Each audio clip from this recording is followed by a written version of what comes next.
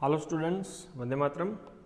Welcome to all of you in the session number 8 of chapter number 11 Biotechnology के principles as well as कौन सी processes है. In this session we discuss about the process of recombinant DNA technology. rDNA technology की पूरी process अब हमें detail में discuss करनी है one by one. So first of all, recombinant DNA है क्या? So recombinant DNA is the one type of DNA created artificially by combining the DNA from two or more organisms into a single recombinant molecule. तो recombinant DNA एक type का DNA ही है जो artificially combine किया जाता है, जिसमें दो या तो दो से ज़्यादा नंबर ऑफ ऑर्गेनिज्म का DNA एक ही रिकॉम्बिनेंट मॉलिक्यूल के अंदर जुड़ा जाता है.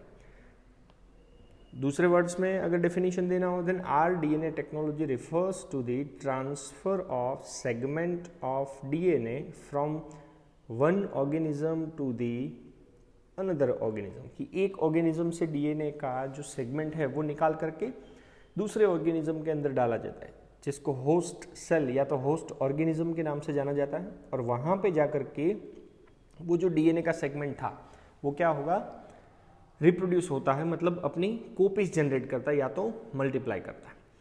सो जब भी रिकॉम्बिनेंट डीएनए टेक्नोलॉजी की बात आती है, सो उसके अंदर नंबर ऑफ स्टेप्स आते हैं इन स्पेसिफिक सीक्वेंस. जो स्टेप बाय स्टेप नीचे प्रोसेस दी है वो ही मैनर में रिकॉम्बिनेंट डीएनए टेक्नोलॉजी को आप परफॉर्म कर सकते हो. तो सबसे पहला पॉइंट है सेल में से डीएनए को सेपरेट करना, आइसोलेट करना. तो पहले तो डीएनए को आपने सेल में से सेपरेट कर लिया. अब डीएनए का फ्रेगमेंट तो बहुत ही बड़ा होगा, पर आपके लिए तो इतना ही खाली काम का है. सो क्या करोगे, वो डीएनए जो आपने आइसोलेट किया है उसका फ्रेगमेंटेशंस करोगे, छोटे छोटे पीसेस में उसको डिवाइड करोगे. So fragmentation of DNA by restriction endonucleases. Okay, and then आपको क्या मिलेगा, आपका डिजायर्ड डीएनए फ्रेगमेंट. मतलब ये आपको कब मिल सकता है, जब पूरे के पूरे डीएनए का फ्रेगमेंटेशंस करो. ओके, वो डीएनए के फ्रेगमेंट्स को आप किसके अंदर इंसर्ट करोगे, वेक्टर के अंदर, जिसको एज अ प्लाज्मिड कंसिडर किया जाता है. तो प्लाज्मिड या तो वेक्टर के अंदर डीएनए के फ्रेगमेंट का लाइगेशन, जॉइनिंग कौन से एंजाइम के थ्रू हो सकता है. So we know that DNA ligase. तो क्या बन जाएगा, rDNA.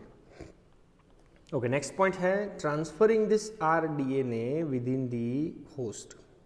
वो rDNA को होस्ट की बॉडी के अंदर इंट्रोड्यूस कर दो एंड वो होस्ट के सेल का कल्चरिंग करना है, मतलब उसको नरिशमेंट या तो न्यूट्रिशन देना. So culturing the host cell in a medium at large scale, ताकि हमारा जो डीएनए है वो पूरी प्रोसेस के थ्रू, अब आपको पता है डीएनए से एमआरएनए और एमआरएनए से बनेगा प्रोटीन, और फाइनली प्रोटीन जो है वही तो हमारा प्रोडक्ट है जिसके लिए हमने ये सब कुछ किया था. तो उसको फाइनली क्या करना है, एक्सट्रैक्ट अवर डिजायर्ड प्रोडक्ट. तो वो डिजायर्ड प्रोडक्ट को हमें उसमें से क्या करना है, एक्सट्रैक्ट करना है. तो वन बाय वन हर एक स्टेप्स हमें डिटेल में डिस्कस करने हैं. तो सबसे पहला पॉइंट है आइसोलेशन ऑफ जेनेटिक मटेरियल, कि सेल में से जेनेटिक मटेरियल का आइसोलेशन कैसे किया जाता है. So always rDNA technology is started with isolation of gene of interest, मतलब डोनर डीएनए. जो डीएनए का सेगमेंट आपको होस्ट बॉडी के अंदर इंट्रोड्यूस करना है, तो सबसे पहले उसको सेल में से, ऑर्गेनिज्म की बॉडी में से सेपरेट करना है. So we know that, recall that nucleic acid is act as a genetic material of all the organisms without exceptions. थोड़े बहुत को छोड़ दो तो मेजोरिटी नंबर ऑफ ऑर्गेनिजम्स के अंदर न्यूक्लिक एसिड ही एज अ जेनेटिक मटेरियल काम करता है. अब न्यूक्लिक एसिड दो हो सकते हैं, वेदर इट इज डीएनए और इट इज आरएनए, पर उनमें से भी मैक्सिमम नंबर ऑफ ऑर्गेनिजम्स के अंदर एज ए जेनेटिक मटेरियल कौन काम करता है, DNA. So in majority of organism this is the deoxyribonucleic acid.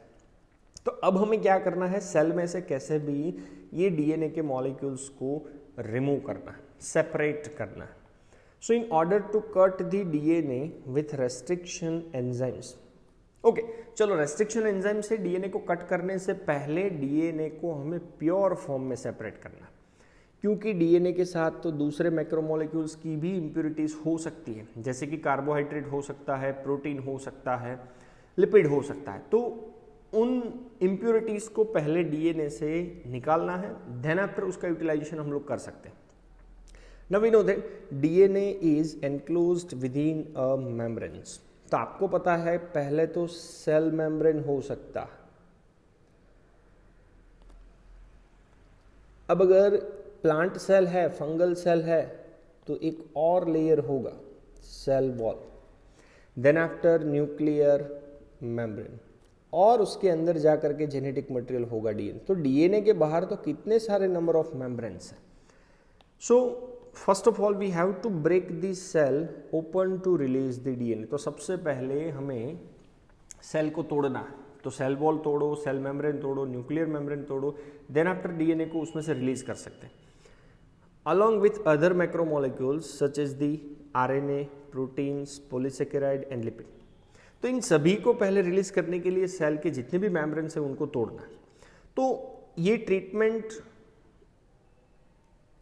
Bacterial cell हो, प्लांट सेल हो, एनिमल सेल हो, इवन फंगल सेल हो, तो हर एक सेल्स के लिए we have different types of enzymes. जैसे कि बैक्टीरिया हो तो उसको लाइसोजाइम के थ्रू तोड़ा जाता है, प्लांट का सेल हो तो उसको सेल्यूलेज के थ्रू तोड़ा जाता है, एंड फंगल सेल हो तो उसको काइटिनेज के थ्रू तोड़ा जाता है, क्योंकि ये 3 सेल्स ऐसे हैं जिनके पास सेल वॉल की अवेलेबिलिटी होगी।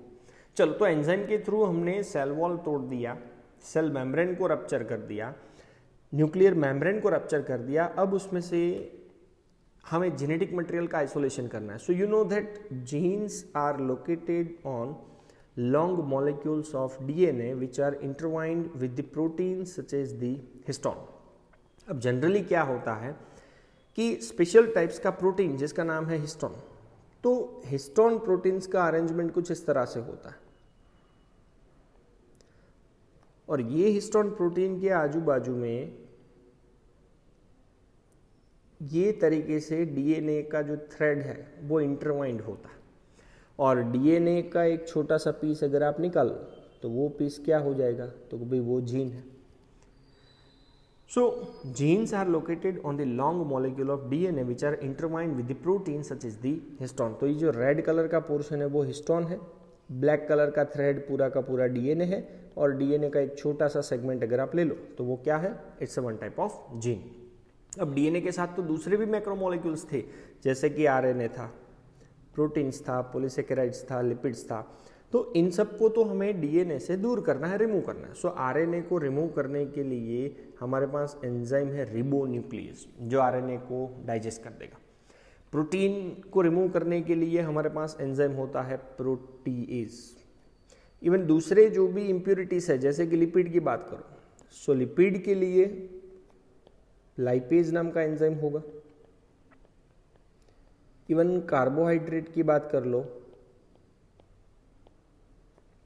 तो कार्बोहाइड्रेट को डाइजेस्ट करने वाला कार्बोहाइड्रेज, और वी कैन से दैट एमाइनेज। तो जितने भी नंबर ऑफ इम्प्योरिटीज थी वो डिफरेंट टाइप्स ऑफ एंजाइम्स के थ्रू हमने उसको रिमूव कर दिया। इवन जो भी अदर मॉलिक्यूल्स है can be removed by appropriate treatment. अलग अलग ट्रीटमेंट के थ्रू जितनी भी इम्प्योरिटीज है, डीएनए को छोड़ के सभी इम्प्योरिटीज हमें रिमूव करनी। ये सब स्टेप्स को परफॉर्म करने के बाद finally purified DNA ultimately precipitates white colour का स्ट्रक्चर्स बनेगा थ्रेड जैसा। So purified DNA ultimately precipitate within the thread like structures of white colour out after the addition of chilled ethanol.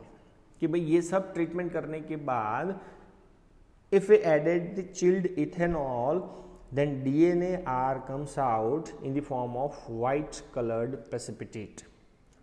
सो ये जो thread like structures है वो ही है हमारा desired segment of DNA. So this can be seen as collection of fine threads in the suspension. कि भाई chilled ethanol आपने जो डाला है उसके अंदर थ्रेड लाइक स्ट्रक्चर्स दिखेगा, तो वो थ्रेड लाइक स्ट्रक्चर्स हमारा जीन ऑफ इंटरेस्ट है। तो दोनों डायग्राम्स के अंदर आपको ये थ्रेड लाइक स्ट्रक्चर्स दिख रहा है। So DNA that separate out can be remove by a spooling, winding के थ्रू, कि भाई कोई भी ये हैंडलर है उसके आजू बाजू में आप ये वाइट कलर के प्रेसिपिटेट का वाइंडिंग कर दोगे और उसके थ्रू उसको हम लोग क्या कर सकते हैं, रिमूव कर सकते हैं। ओके, सो ये फर्स्ट पॉइंट था कि how we have to isolate a genetic material from the cell. तो सेल में से जेनेटिक मटेरियल चलो हमने आइसोलेट कर लिया।